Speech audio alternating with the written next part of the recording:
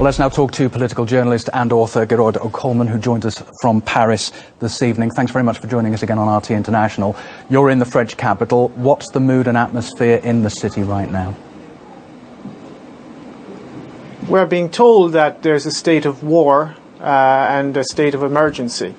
We've had this before. We had this in January, and for several weeks we had non-stop sirens and non-stop chatter on the radio about the threat from radical Islam and terrorist groups and so on. And so we're having a kind of a replay of that, but it has been, I think, accentuated, and we're going to have an intensification of the media campaign, which is essentially a propaganda campaign to make people in France fear Muslims. We need to be clear about the origin of the war on terror. The war on terror is, I quote, orchestrated from abroad. These are the words François Hollande used to describe this terrorist attack. Well, the attacks that have been continuing to destroy Syria, to massacre its population, have also been orchestrated from abroad. They were orchestrated by NATO, and they've been carrying these attacks out against the civilian population of Syria for 4 years now. And this is a terrorist campaign that is also orchestrated from abroad. And people in Europe need to understand that there is a war that is becoming global, that is being waged against civilian populations in particular. It is a form of neo-imperialism and neo-colonialism which aims to divide and conquer European and Middle Eastern and African and the world's population, for that matter, and to make them submit to a global order that does not serve the interests of most of the people on this planet, but that does serve the interests of a very few ruling elite, a very small, tiny, and particularly tyrannical ruling elite. There is no war on terror. There is a war that is being waged using proxy groups, terrorist proxy groups, and they are being used against nation states who are resisting US and Israeli hegemony, and they are also being used as a means of disciplining the workforces in Europe. In a period of mass unemployment and austerity, you now have terrorist attacks being committed by terrorists funded, armed and trained by Western intelligence agencies. There is no such thing as ISIS. ISIS is a creation of the United States. We know that from official sources of the US military themselves. Declassified documents from the Defense Intelligence Agency have confirmed that. And the French government is now attempting to drum up support for more military intervention in Syria. And what they want to do is they want to get in on the game. The game is almost lost. The Russians have routed much of the Islamic State. You now have Islamic State militants coming into Europe disguised as refugees. That will destabilize Central Europe, and the French government wants to get in on the game in Syria and prop up those so-called moderate rebels. There are no moderate rebels, of course, in Syria. There are Al-Qaeda and ISIS militants, terrorists who have been beheading people, eviscerating people, absolutely creating chaos and genocide right across the region, and this does not serve the Syrian people or anyone other than the Western corporate elites and their geopolitical interests. What do you expect France to do now in the light not only of Friday's terrorism, but 10 months on from Charlie Hebdo? It's not going to ease up on what it's doing, is it? No.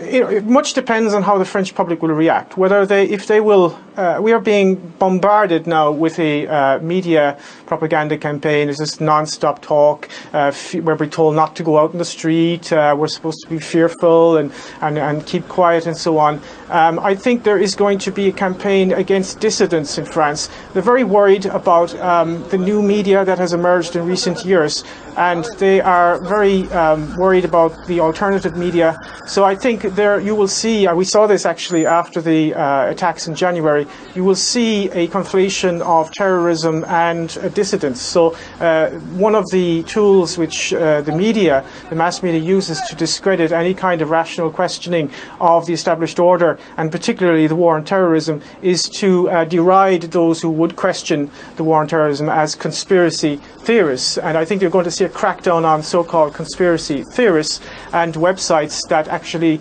publish rational and honest analysis of what is happening. So you're going to see more of that type of intellectual terrorism, which is already at boiling point in France. I mean, it's got to the point now where you have professors in universities who are being intimidated. You have school teachers who are basically being fired for even suggesting that there may be a link between French imperialism and terrorism. There was one case recently, for example, of a school teacher who almost lost his job when he suggested there might be a link between French foreign policy and terrorism. So we are going through a period of deep intellectual terrorism.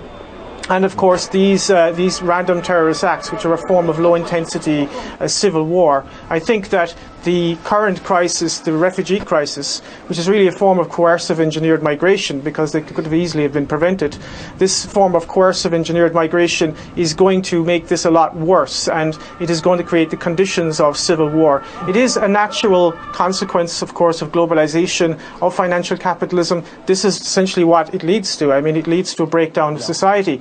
And the only way in which they can kind of keep everybody down is by policy of divide and conquer. So you're going to see a situation where you've got very much a Wahhabized working class in France. They're being Wahhabized by the allies of the French political elite, the Saudis and the Qataris. They're building Wahhabite mosques all over the place.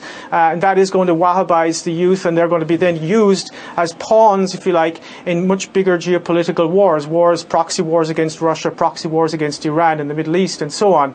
And that is going to create massive social unrest. It's going to divide working people against each other. And the only people who are going to actually benefit from this are the war contractors, the military, industrial, media, intelligence complex. So in whatever way you look at this, I don't know who exactly committed this attack and this atrocity, but the real people who are responsible, whether directly or indirectly or consciously or unconsciously, is the French government, because they have been complicit in terrorism in the Middle East and all over Africa.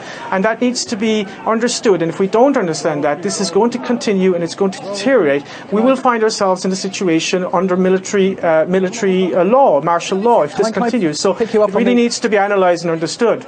Can I pick you up on the issue of migrants and refugees? Because one of the terrorists appears to have been a French citizen, another a recent migrant to the country. What do you think this will do to France's policies towards the migrant crisis?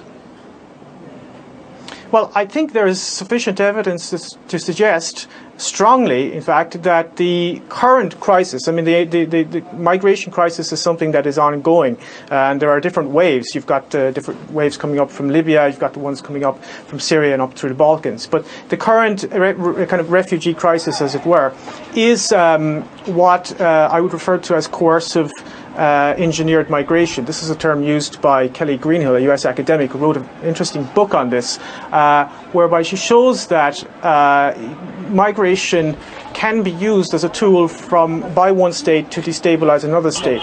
In this case, it's definitely being used by the United States and Turkey to destabilize the Balkans, Mitteleuropa, which would be Hungary, and of course Germany. And the geostrategic reasons of this are basically go back to classical geopolitics, which is Halford Mackinder's theory of dividing the world island. That is to say, you divide the Eurasian Peninsula from the Baltic Sea to the Black Sea. You create an intermarium there so that you prevent German and Russian unity, and that is why Germany essentially is being kind of overrun with people who are themselves victims of globalization, but they are now being instrumentalized and used as weapons of globalization. And this is one of the key contemporary strategies of US imperialism. You use the consequences of globalization as further tools to further globalization.